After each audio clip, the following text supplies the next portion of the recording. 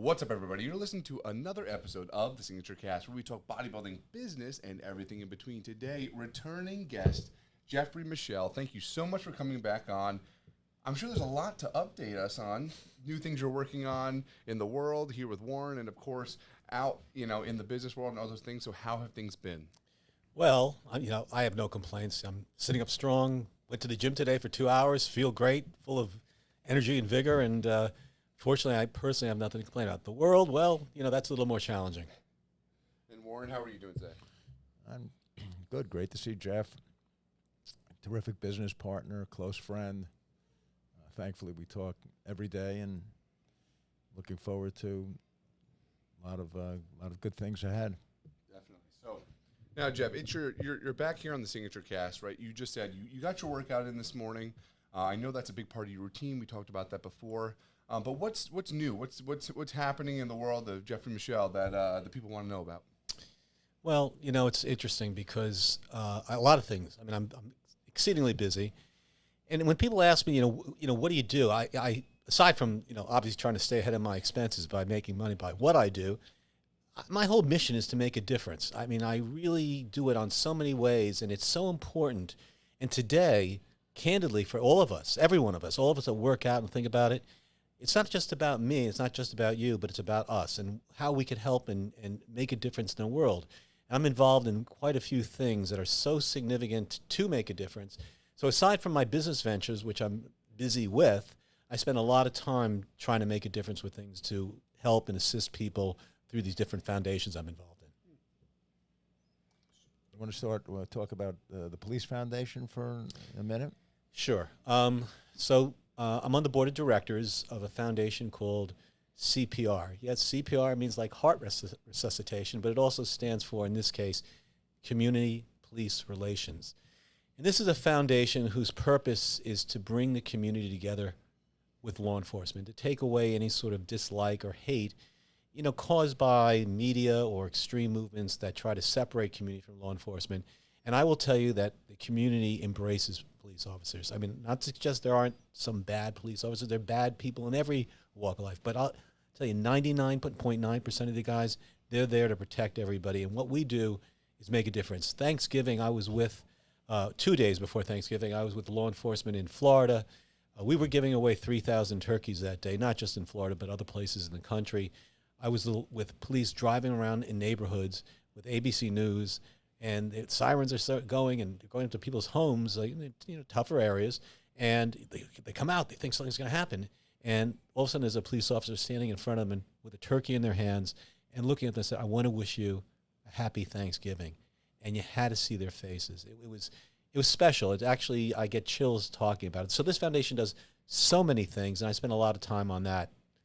Yeah. I mean, it's something that we also feel very near and dear to our hearts here in Belleville. We're very connected with the police department and the fire department. And you're right, there has been a little bit of a stigma over the past few years. But I think once you sit down and talk with these, at the end of the day, they're human beings, right?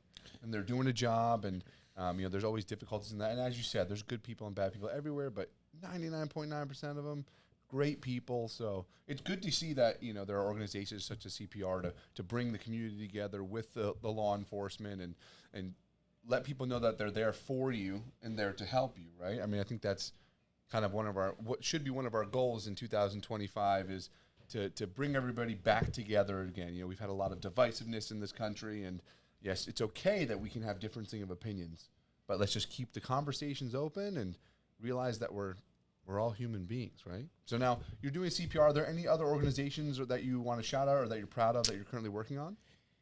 Yes. This one is really kind of a really special organization that none of you will ever heard of or know of. It's called the Clarion Project. It's a gentleman runs it who's a very interesting fellow, but his team came out of the NSA, the government body, and this team that came out of the NSA are very savvy technology people, dimensionally, and the head of the team discovered Osama bin Laden for our government. People don't know this, so you guys are learning something today, being part of our gym's our stories here. But the way we discovered Osama bin Laden's location was through his bodyguards. His bodyguards were active on social media, And the NSA, the head of the NSA, was tracking Osama bin Laden's bodyguards and was able to determine where they were located. Hence, when they determined where the bodyguards were, it was easy for them to figure out where Osama bin Laden was, and that was the enabling us to actually get him, to take him out. So these people that were part of the NSA left the NSA and became part of the Clarion Project. The Clarion Project is a very, very special foundation. Its sole purpose is to scour social media for threats. Social media, I just wrote my new book. I talk about this partially in my new book. Social media is incredibly dangerous. I think we all know that. We have to protect our children and all the things out there that are really, really scary. But aside from the fact that it's very, very scary, just the fact that it exists, it also enables terrible, bad things to occur. One of the things the Clarion Project has done in the last 2 years, we've unveiled 169 threats for school shootings in our country. Most recently, one in Austin, Texas. About 2 months ago, a 13-year-old boy apparently hates his school, went on TikTok to get a gun. And TikTok is very enabling. It's very dangerous. Found a 21-year-old that also was in Texas, was able to get the gun, and literally the day that he was going to go to school with the gun, because of us, because of what we discovered, and because we went to the FBI and gave them proof of what was going on, they notified the Austin police, and going to school that day, the Austin police grabbed this 13-year-old before he shot up the school. 169 threats like that around the country we unveiled. We stopped several, and it goes way beyond that. There are all sorts of things. Unfortunately, our borders being as open as they've been, with the 10 million or whatever the amount of people have come across, we have terrorists in this country. We also know Venezuela, by example, opened up all their jails and enabled all those people to come to the border and flee into our country. So we have a lot of dangerous people in this country, and there's a lot of things on social media that we determine to stop terrible things from happening. I'm very, very involved in that foundation. Clarion Project. Check it out. I think all media can be very imposing on people. You're talking about social media. Any of those companies, I think that they do present the challenge, but we have to think that they're working, really hard to also secure, what they're doing. We just got done watching the Olympics.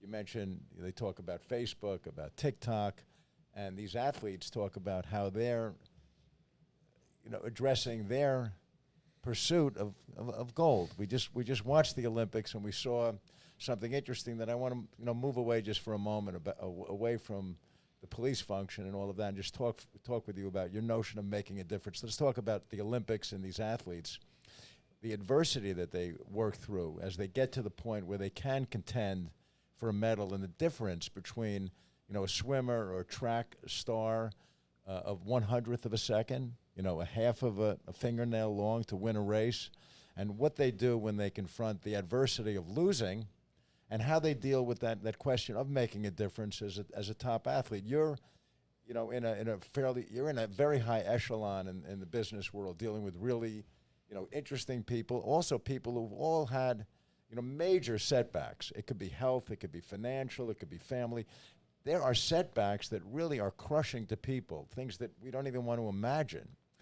So I just want you to talk for a minute about this notion of, making a difference, coupled with what do you do, in the face of really severe adversity, and how do you become, a champion at something like what Signature advocates is, be a champion of your own health and building your own body and building your own mind. So just talk for a minute about making a difference in the face of, adversity, when people suffer a terrible setback in life.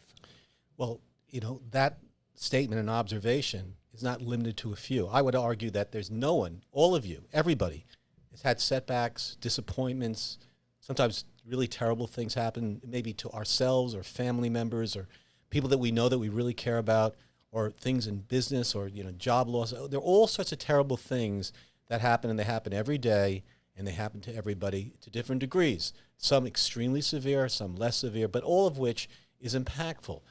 I've been through a lot myself, and I kind of reflect and think about it. And I also sort of recognize that I am responsible for myself, as you all are as well. And so we could either become our own best friend, our own worst enemy. We could feel sorry, pull ourselves down, get addicted to something to run away. And I have an expression which I didn't invent, but it's really true. What doesn't kill you makes you stronger. And so to Warren's point, all these things, disappointments, it should be a catalyst for all of us to step up and, number one, look at ourselves, be responsible to ourselves and say, you know what, I'm gonna get through this, I'm gonna achieve, I'm gonna get whatever the issue is, I'm gonna get past it, and I'm gonna do even that much more. Now, having gone through a lot of tough stuff, bad stuff, and I've written books about some of this stuff, I sit here today and I'll tell you what, I'm healthy as can be, which is obviously the most important thing. Taking care of your health. And if you're coming to the gym often and doing that stuff, you're your best friend, because that is so essential for us to take care of ourselves in that regard. I mean, we got to get a little lucky too. Genes are a factor. And what we eat, that's also extremely important. But the point is, you got to be your own best friend. And there's no shortage of disappointments. It happens to everybody. It's the question of how you deal with it and get past it. And Warren, I know you have to hop off. So we just want to say thank you so much for stepping on the podcast. Thank you, guys. I've heard Will on this subject about how to push yourself to excellence, push yourself to lift more weight. Will and I were reading this weekend about an Olympic athlete who has he'll describe it to you perhaps now, about how to adjust your training schedule to excel. That might be a bit different from what others might think, but Will, Jeff, thank you. Of course. And Warren, we will see you soon. That's it for Warren today, but we're going to keep going, Jeff, you and I. So I love that he brought up that, and he left his phone here, so he'll be right back. I love that he brought up, there you go, Warren. I love that he brought up, trying to succeed in the face of adversity, right? There's actually, very interestingly enough, it kind of got famous on social media, and that can kind of tie us back to where we were at the beginning. There was a rabbi talking about lobsters and how incredible they are, because a lobster, for a lot of people who don't know, they are growing, and when they're at their most amount of pressure is when they finally shed their shell and they're able to now evolve and get larger. So it's kind of the same thing in life, right? Whether it's a business deal or a physical thing you're going through or a mental barrier, right? When you're at the most pressure, the hardest point, the biggest struggle, all of a sudden you get past that adversity and you now are on a new plane. You're on a new level of growth and a new chapter that you can now continue and keep building that pressure again and then start all over again. So I think it's definitely a healthy way to look at it. But going back to the social media thing, I couldn't agree with you more. You said it was called the Clarion Project? Clarion Project. The Clarion Project. That's actually, I mean, it really is phenomenal to hear that there are organizations like that, because I say all the time, social media can be your best friend or your worst enemy, right? Like there's a vast amount of knowledge and connection, but with that comes a lot of those scary things. You may have access to everything, but everything has access to you. So it's good to hear that there is an organization that's keeping an eye on those types of things, and it is scary because we live in such a fast-paced modern world where you think you could be talking to this person, it could be that person, or you really need to monitor what you consume, right? Because it affects our mental health and all those types of things. Consume and believe. Yeah, that's true, right? And not a lot of things. You see something on social media, you're like, oh wow, could you believe I heard something? And then you find out it was fake or just a clickbait and trying to get views and all that type of stuff, right? It goes more severe than that. There are things called deep fakes. That's right. And you can create fake videos and put them out in social media, and it could be something really terrible or something that really defames people, and all of a sudden there was a TED talk given by a woman who was an Indian journalist.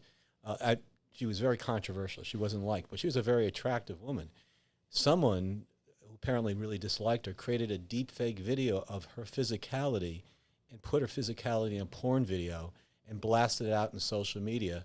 It almost destroyed her career, and she had no recourse. There's nothing illegal about it. You couldn't go to the police. And aside from being incredibly embarrassing, it was extremely devastating. I mean, she fortunately did get past it, but that's just a mild example. In today's world, it's very scary what could be generated through technology and social media. And the next thing we got to really be concerned and worried about, in my view, is artificial intelligence, because in the wrong hands, as it advances, it could potentially do some very, very dangerous things. Oh, yeah. Not to sound cheesy, but they made movies like Terminator for a reason, right? I mean, right now we're thinking it's, that's so far-fetched, but not really. I mean, the things, I've heard so much with, I've even used it before myself. I was trying to write an email, and I couldn't put my words together, so I pulled out ChatGPT. Someone was like, oh, it's really great for, if you can't put your words together. I'm like, huh. I gave it a prompt. Well, I have to write an email to this person about this such and such subject, and I want to describe X, Y, and Z. And then, boop, just like that. And that's a positive thing. Yeah, but it just shows you how much computing power and how much power, we'll say, artificial intelligence is gaining. But yeah, we're living in a very, very interesting time, and I wouldn't be surprised, especially within the next 5 to 10 years, if we start seeing a lot more litigation is not the word I'm looking for, regulation in the use of AI and like those deepfake type things and all that type of technology, because I've seen the same thing. You can see it for a humor side of it. Like my friend put my face on like Donkey Kong and it looked perfect. You know what I mean? Like, oh, it's great, it's funny, right? But the fact that they can, with a click of a button, just make stuff like that flawless is pretty crazy. And that's ha funny. But what's not ha funny is when, especially kids, Oh yeah. they're very subject to being influenced. Young kids, what are they? And they live on their phone. They live in these things. And with artificial intelligence, I horrible story. I mean, a young kid, there's a place to go for artificial intelligence best friends. Oh wow! And this young kid, it might have been 10 years old or 11. He was pretty young. Went to this place and developed an artificial intelligence best friend. Now, I don't understand the science of what that is, Sure. But this 11-year-old was constantly always interacting with this artificial best friend and closed behind doors. And unfortunately, that little boy was influenced where the artificial best friend apparently started saying bad things and things are really terrible and convinced that child to commit suicide, and he did. Wow, that's scary. So that talks to the danger of how the severity of social media and hence what artificial intelligence can become. And that's why I would implore all of us workout people that are staying healthy and good shape, that either have children or nephews and young people in our lives that are around us, just to be mindful to talk to them or their parents that they got to watch what they're watching and influence them, because it is dangerous. I mean, even I find myself, right, I've talked about this a couple times on the podcast, but everything that you consume, whether it's true or false, happy, sad, whatever, it affects your emotional state, right? So, like you said, now think of this young, impressionable child, anybody under the age of, let's say, even, doesn't matter what age, but let's just say anybody, in their teenage or younger years, their whole life can be swayed to a specific way or thought or belief system based off of something they see. So as a parent or as a, someone that if people look up to you, you really need to, help guide them along the way. It's kind of scary. I grew up I went on my bike and I made sure I came home for dinner, because my mom wanted me out the house and I was just getting dirty and having fun. And most kids nowadays aren't getting outside and experiencing life like that. We just had Denny Wiggers on, who is one of the landscapers here for Signature Fitness, and he has a big organization that he's pushing for kids to get outdoors and to do all those things more, to be able to experience, the world around them. That's an important thing, without question. Yeah, definitely. So, we heard about CPR, we heard about the Clarion Project. Is there anything else that you're currently working on? Is it a new book or possibly some new business ventures, that type of thing? Yeah, I am in the process of writing my new book. The title is Know Who You Know.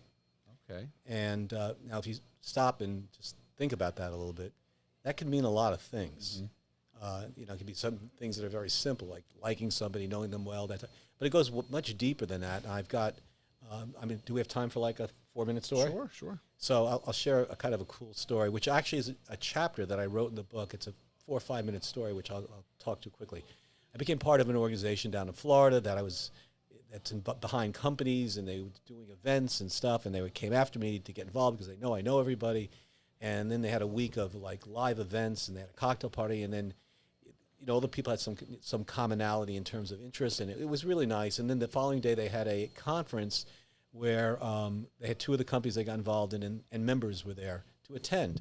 They made me a member. I didn't even know they made me a member. They just made me a member. So I said, all right, it was by invitation only. I go to this thing, and each person, he asked each member to get up and speak. And each person there was someone that was in a business, someone owned a gym like, Warren, or someone that, was a Wall Street guy. The sixth guy gets up and he looks at the room and he says, I died March of 2022. I was dead. I'm sitting there in my chair like, so you saw your reaction? That was like I said, here everyone's talking about who they are and what they do work-wise or what they did work-wise. And this guy gets up and says that. I'm like, whoa, I'm sitting in my chair. And he explained that he needed a heart and kidney transplant. He was waiting. Fortunately, unfortunately, he got to the hospital and he was in a room and he died. He passed away. I don't know how, but somehow miraculously he was there. They were able to save him, resuscitate him, do the heart transplant. He shared that, what it was like. He went through COVID. It was exceedingly different. And today he's standing there talking about living his life with this new heart. And I was sitting there like, whoa, here this guy's a Wall Street guy, and this guy, all he did was talk about who he was being alive. It really took me, and I at the end of the presentations, he was sitting outside eating something. I went up to him, I said, excuse me. I said, my name's Jeff. He said, Jerry, right? I said, Jerry, I got to tell you, I was really taken by your story. So much ran through my mind. I'm like thinking to myself, gee, what is it like to know that you were dead and then you're back alive? What are you thinking now? And then I thought to myself, have you thought about, and I asked him this question, have you thought about reaching out to the family of the donor that you got your heart from? Have you thought about reaching out to them and looking in the eyes and saying, I want to thank you. I want to hug you. Part of me, I'm part of your family. Have you thought about doing something like that? And he kind of squirmed in his seat and he looked at me and he said, well, you can't do it right away. You got to wait a year. It's a protocol. You got to file paperwork after they say yes. And if they say yes, you can meet them. If they say no, you can't. So it's been 2 years. I've been thinking about it. I decided not to do it. So I look at him and I say, you know what, Jerry? You don't know me from a hole in the wall. You could tell me to walk away, screw you, whatever. Big mistake. You should definitely do it. You should get in front of them, and you should do something like I suggested. Look in their eyes, thank them so much, embrace them, and if they allow you to do it, film this interaction. Film this interaction on your phone. If they say yes, you take that film and put that out on social media. There's so much negative stuff in our country today. There's so many people, everything's terrible. The political situation, the hatred, all the separation. You put that out on social media, it's such a nice thing. I guarantee you do that, it'll go viral, and you'll be making a difference. I said, Jerry, you don't know me. My mission in life is to make a difference. You should do that. He looks at me and says, can we get together again? I want to get together with you. I said, sure. So I look, he gives me his name. What's your last name? I said, he tells me his last name. I said, sounds familiar. I look at my phone. Now, I'm the networking guy, right? I look at my phone. Jerry, I met you September 3rd, 2014 at the Temple House. We were at this event, and here's your bio. It's my phone. He literally almost fell off the chair. I could know who you know, right? Like, so I'm sitting there, so that was that. Before this, a month before, a friend of mine introduced me to somebody who was a rabbi. It's his brother. The whole long story. Had to meet me. He comes to my place in Miami. I live more in Miami than I do in New York. I'm sitting with him. I said, listen, I'm the most religious, not religious person. I do all the things to make a difference. Instead of calling you rabbi, can I call you Jonathan? He said, fine. I gave him my last book, which he read in a week. He was blown away. Back and forth. We got together again. He says, I want to do calls with you every few weeks to talk about stuff. Okay, Zoom call. So I get on the first Zoom call with him, and I'm talking to him. I said, buddy, I got to tell you this story about Jerry and the heart. I shared the story I just shared with you guys. And he says, oh, my God. Oh, my God. I said, what, Jonathan? He says, oh, my God. I said, what? You're not going to believe this. I said, what? He says, I know a woman who was killed on October 7th. Stop. Swear. I know a woman that was killed on October 7th in Israel. Her and her 2 daughters were killed, but she was in a coma, and there was a need for a heart transplant. She had one surviving daughter, and the surviving daughter had a grant for her to do a heart transplant. And so she did, and it was all over the Israeli newspapers, and there was a video done of the surviving daughter at the hospital in Israel with a stethoscope listening to her mother's heartbeat and the new person that received it. And she's talking to her mother, and tears are coming down her face. I saw the video. I said, oh, my God. Oh, my. Do you have it? Could you send it to me? He sends me the video and the articles. I watched the video. I started to cry. It was hard watching this young girl talking to her mother's heart. It was too overwhelming. So I get off the phone. I then call this guy, Jerry. I haven't seen him in 3 weeks since that first time. I said, Jerry. He said, Jeff, I can't believe you're calling me. I was going to call you this week. I decided you're right. I'm going to reach out to that family. My best friend said to me, you should listen to Jeff. And I know you've written multiple books. I'm going to write a book. And I came up with a title, Heart to Heart. Would you help me write the book? So I smiled, and I said, you know what? It'd be my honor and pleasure. I'd be glad to. But let me tell you the story about Rabbi Epstein. I share the story. He says, I got to meet him. I got to meet him. Could you make an introduction? I said, 1,000%. I put them together. They have an hour and a half Zoom call. They're like going back and forth, back and forth, back and forth. And now he's going to meet him. They're going to get together.